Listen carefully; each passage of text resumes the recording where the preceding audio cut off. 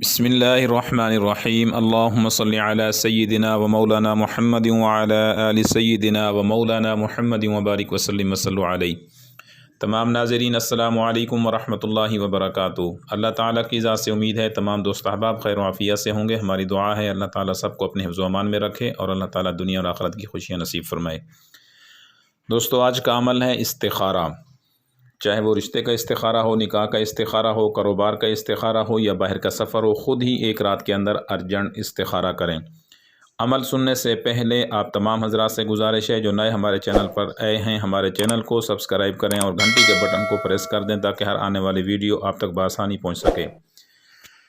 ناظرین، اکثر دوست احباب اس چیز کے اندر متوجہ رہتے ہیں کہ کوئی بھی ہم اگر کاروبار شروع کرتے ہیں تو اس سے پہلے ہم استخارہ کروا لیں، یا اسی طرح سے بچے اور بچیوں کے رشتے اگر کرنے ہیں تو استخارہ کروا لیں یا ستارہ معلوم کر لیں، یا اسی طرح سے اگر باہر کا سفر کرنا چاہ رہے ہیں تو پہلے استخارہ کروانا چاہتے ہیں کہ ہمارے لیے مفید ہوگا یا نہیں، اور اسی طرح نیو کاروبار اگر کرنا چاہتے ہیں تو پہلے استخارہ کروا لیتے ہیں کہ ہمارے لیے بہتر ہے یا نہیں۔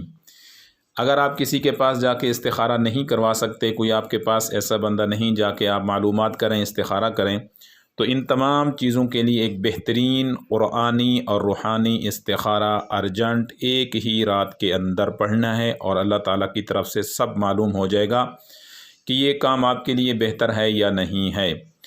تو اس کے لیے آپ نے کیا کرنا ہے، رات کو باوضو سونا ہے، پاک بستر پہ سو جانا ہے۔ عشاء کی نماز پڑھنے کے بعد جب بھی آپ سونے لگیں تو سونے سے پہلے آپ نے 3 مرتبہ درود پاک پڑھنا ہے۔ اس کے بعد یہ جو سامنے سکرین پہ آپ کو وظیفہ نظر آ رہا ہے، یا علیم علمنی، یا خبیر اخبرنی، یا رشید ارشدنی، یہی 100 مرتبہ آپ نے پڑھ لینا ہے۔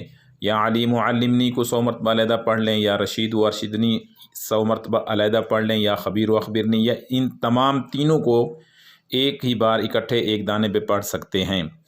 تو 100 مرتبہ پڑھنے کے بعد پھر آخر پہ 3 مرتبہ درود شریف پڑھ لینا ہے۔ اس بات کا خیال رکھنا ہے کہ جب آپ نے ان الفاظ کو پڑھنا ہے تو اپنے مقصد کو ذہن میں رکھنا ہے۔ مطلب کہ آیا کہ آپ رشتے کے لیے کر رہے ہیں، نکاح کے لیے کر رہے ہیں، کاروبار کے لیے کر رہے ہیں، یا باہر کے سفر کے لیے کر رہے ہیں، تو اس چیز کو آپ نے اپنے ذہن میں رکھ کے یہ پڑھنا ہے، اور اس کے بعد بنا کسی سے بات کیے آپ نے سو جانا ہے۔ تو انشاءاللہ تعالیٰ ایک ہی رات کے اندر اللہ کی طرف سے خواب کی صورت میں آپ کو معلوم ہو جائے گا کہ یہ آپ کے لیے بہتر ہے یا نہیں۔ تو استخارے کے اندر جو بھی چیز سامنے آئے تو اس پر عمل کر دیں، اور اس کے بعد وہ کام آپ کر سکتے ہیں۔ اور اگر استخارے میں آپ کے لیے وہ بہتر نہیں آ رہا تو پھر اس کام کو ہرگز نہ کریں۔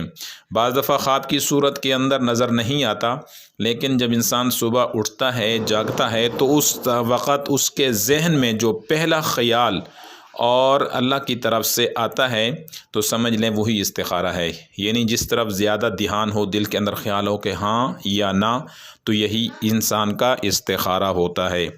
آج کا عمل اگر اچھا لگا ہے تو آپ ویڈیو کو لائک کریں، زیادہ سے زیادہ شیئر کریں۔ السلام علیکم ورحمۃ اللہ وبرکاتہ۔